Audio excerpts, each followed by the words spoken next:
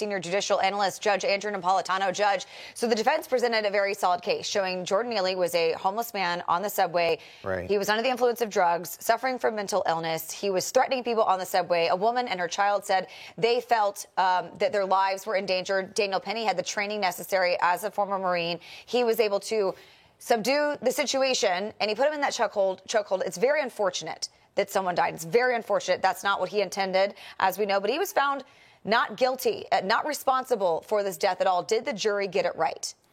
Well, the jury understood exactly as you've articulated. By the way, you made a nice closing argument on behalf of the defense. You know, the government says, try holding your breath for 5 minutes and 55 seconds. That's how long he was being choked. The defense says he's a hero who saved people and who's perceived their own lives to be threatened. But you can see from the Black Lives Matter fellow a substantial misunderstanding of what happened here and the raw nerves that this has touched in the city. This is not a case of Jordan Neely using language to oppress anyone. This is a case of Jordan Neely using language and his body to threaten the lives of other people. I'm anxious to hear what the jurors have to say, but I think the jurors understood this the way you just did. This was a matter of self-defense and defense of others, which, by the way, is frowned upon by the legislature of the state of New York. Yeah. So the judge told the jury Daniel Penny had the duty to retreat, meaning if there's a way for him alone to get out of this, he should have taken it. The jury disregarded that and viewed Penny as a hero. That's why I'm looking forward to our colleagues interviewing the jurors. Judges will say, don't talk to the media.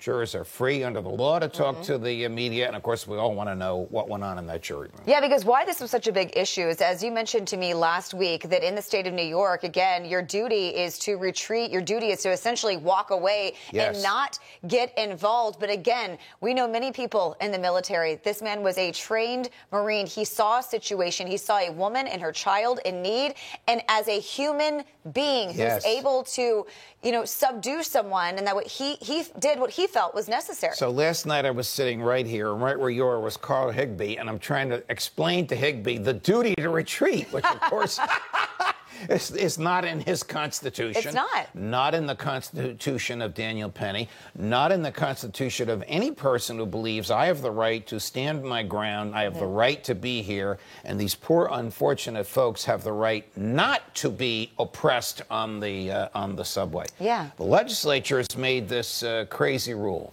The jury, in some respect, engaged in jury nullification. That is, disregarding the law in order to produce a greater good, a greater societal good, which is the liberty of people to defend themselves and to defend others. But this has essentially destroyed Daniel Penny's life. I mean, now he's faced with a civil suit as well, and his family. I mean, he can't walk around New York at all because people know his face. They've seen him splattered across, front pages and TVs everywhere. I wonder what the next few months, few years will be like for Daniel Penny. Well, he's a defendant in a civil lawsuit. The standards are very different. In a criminal case, it's proof beyond a reasonable doubt and to a moral certainty. Consider that about 99% out of 100.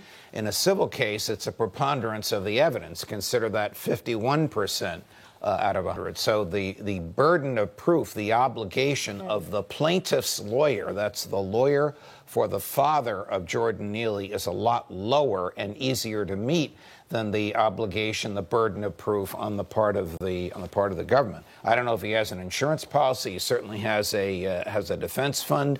I'm not sure what's going to happen to all that cash, but Mr. Neely Sr. is going to try and get his hands on it. And we thought that if he was found guilty, that would make sure that people would never step in. But I think it also goes with this. He was found not guilty, but still people are going to consider if they want to step into a situation because they don't want to get sued, they don't want to be on trial, they don't want to face what Daniel Penny faced. So I think that people will think twice again before helping out their neighbor, which is unfortunate. You're right. They will. They will, because nobody wants to go through what he went through, even if it has a happy ending. Yeah, absolutely. Judge, thank you so much. You're welcome, Charlotte. Appreciate Always you. a pleasure. Information. Truth is freedom. Is Newsmax. It's real news for real people.